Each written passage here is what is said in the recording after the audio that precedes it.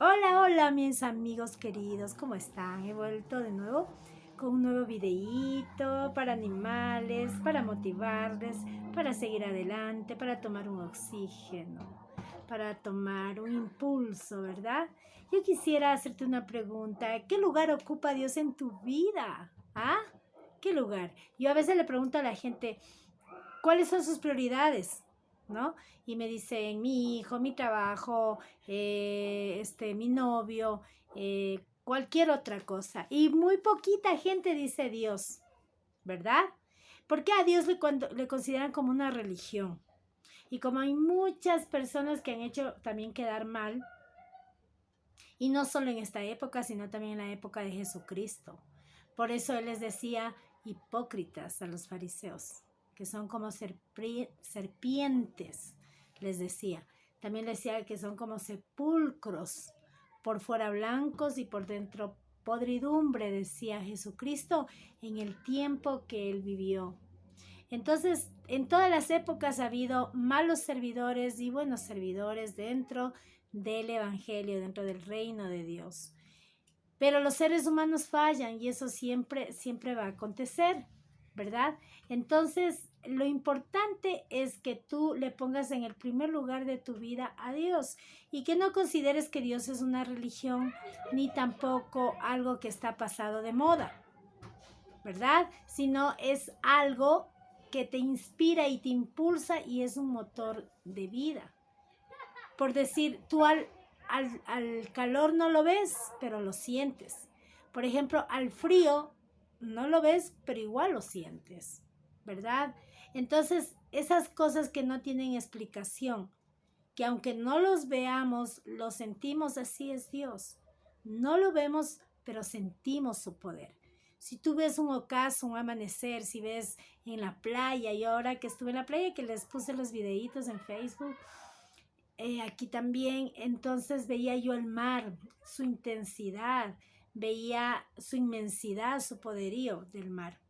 Y a quién no está, por ejemplo, libre de situaciones, por ejemplo, de temor al mar, de temor a la altura? Yo, por ejemplo, tengo temor a la altura y a la velocidad. Es mi respeto, ¿no? Pero es como que algo que uno no puede controlar.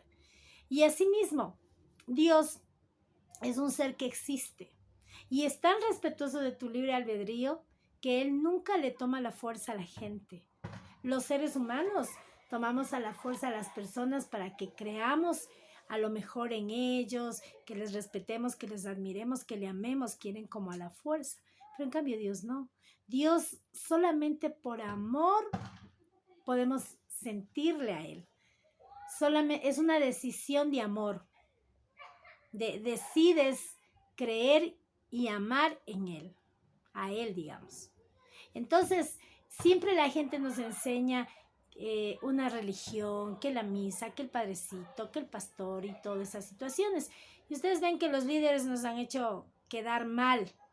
Y mucha gente confunde el mal liderazgo o el mal pastorado o el mal sacerdocio que han hecho muchas personas y se hacen incrédulas con Dios.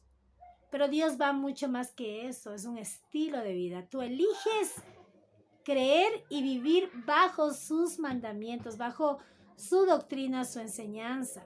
Y dice que cuando uno aprende, se convierte en más dulce que la miel. Dice que la palabra de Él es más dulce que la miel. ¿Se dan cuenta?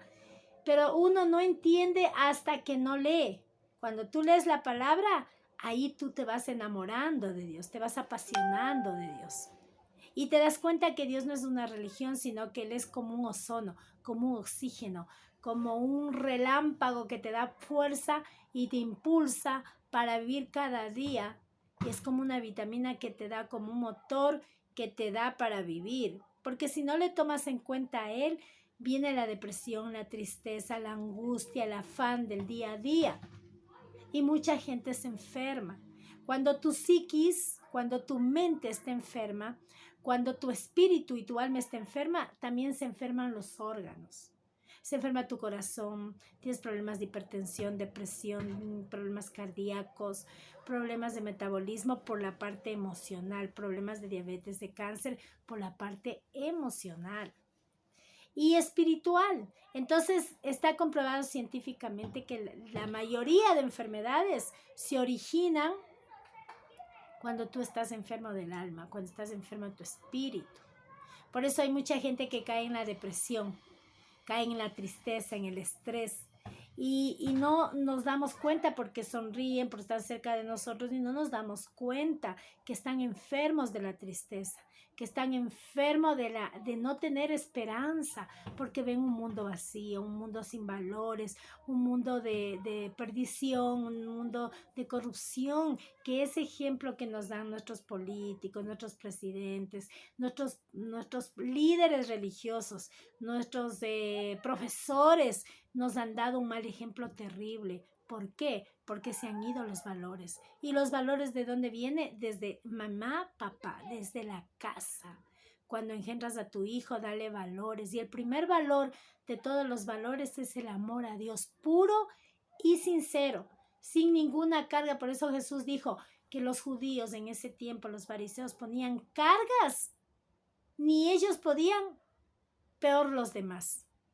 Entonces hay gente que se inventa y que no el chancho, que no la carne, que no el café, que no un montón de impedimentos. Cuando Dios dice que todo lo que Él creó es bueno para el hombre. Pero también dice, no todo me conviene, no todo me es lícito.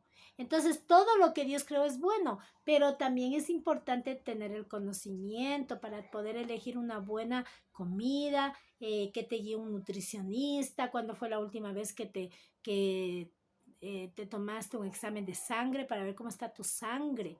Entonces, Dios nos dio inteligencia y sabiduría y Dios hizo la tecnología para el bien de la humanidad, pero hay gente que lo hace para mal también.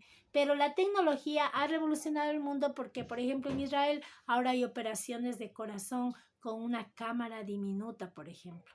Entonces, la tecnología nos ha ayudado para también inclusive creer más en Dios por los descubrimientos en la arqueología, por ejemplo, que se ha descubierto un montón de cosas, como por ejemplo una ciudad que era Pompeya, que parecía que era un mito y existió por los restos arqueológicos. Existió, por ejemplo, la barca de Noé, el arca, que está más o menos en Turquía, enterrada en una montaña, y ya encontraron los restos. La arqueología bíblica es la evidencia de la existencia, no solo teoría, sino de la existencia real de lo que dice la Biblia. O sea que la Biblia no es solamente un mero libro, sino también es un documento histórico, donde que por medio de la Biblia los mismos arqueólogos han encontrado un montón de cosas. Por ejemplo, José, cuando almacenó toda la comida para el maíz, el trigo, para los 7 años que venían de pobreza, entonces él almacenó todo eso y dio de comer a los egipcios y a toda la gente que le iba a comprar. Así dice la Biblia. Pero aparte de eso, encuentran los arqueólogos todos esos almacenamientos que hubieron de José. Existe, por ejemplo, los huesos, las osamentas de los gigantes, que nombra también en la Biblia, en la arqueología bíblica. Todo lo que tú quieras encontrar, guíate en la arqueología bíblica. Entonces yo estoy frente a un Dios con evidencia de su existencia. ¿Por qué? Por medio de la Biblia, que como les dije que es un documento histórico. También tengo una evidencia de la existencia de Dios a través, por ejemplo, del ADN. Porque la gente que estudia el ADN sabe que tiene letras y tiene también un contenido, un lenguaje. Si un programador hace algún, digamos, programa, inventa tantas plataformas como ahora está, ellos patentan como dueños, ¿verdad? Y venden. Entonces, asimismo, Dios, Él tiene patentado y Él es el autor de tu existencia, de tu ADN. Si ustedes investigan sobre el ADN es súper complejo y ese ADN es el que hace que seamos todos los seres como somos inteligentemente, razonablemente, con todas nuestras huellas de nuestros padres, con toda la genética que vamos heredando de generación en generación. Pero, ¿cómo es posible que ese ADN tenga un lenguaje y un programa? Significa que haya un autor de la vida. Esa es la evidencia científica y física que te doy de la existencia de Dios, si tú no quieres creer. Pero también te hago un reto, que tú en tu casita, en tu dormitorio, donde estés, tú le digas, realmente Dios, si tú existes, dame paz en mi corazón. Si tú realmente existes, hazme sentir tu presencia. Si tú realmente existes, ponme en mi corazón leer tu palabra.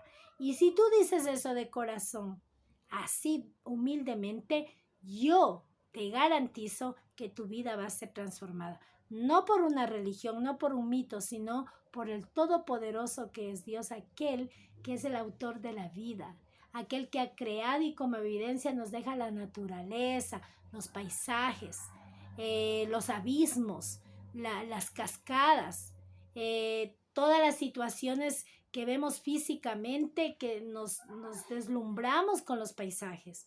Y Dios te quiere decir que eso es hecho por Él, porque Él es el pintor, Él es el médico perfecto, el arquitecto perfecto. Y mientras más la tecnología avance, te garantizo que más cerca está de descubrir más evidencias de la existencia de Dios. Así que no seas orgulloso, sé humilde y solamente cree y abrázale a Dios, siente su amor y te garantizo que esa es la mejor medicina que uno puede tener. Que te cure el alma, que te cure la mente y el corazón. Por eso les motivo a mis queridos amigos que la fe es el condimento del alma, que leer la palabra es importantísimo porque te nutre el alma. Y hacer la voluntad de Dios te hace sentirte un hombre, una mujer realizada, porque no hay nada más lindo que servir a tu prójimo sin esperar nada a cambio. Eso te realiza como profesional, como ser humano y como un hijo de Dios. ¿Qué te parece? Así que deja tus comentarios dentro de mi canal YouTube, ¿sí? Pon like, entra a Facebook, a Instagram, a TikTok y comparte para que mucha gente, así como a ti te benefició, pueda beneficiar a otras personas. No te olvides que soy Patricia Castro, la psicóloga del alma. Besitos, besitos. Dios te bendiga.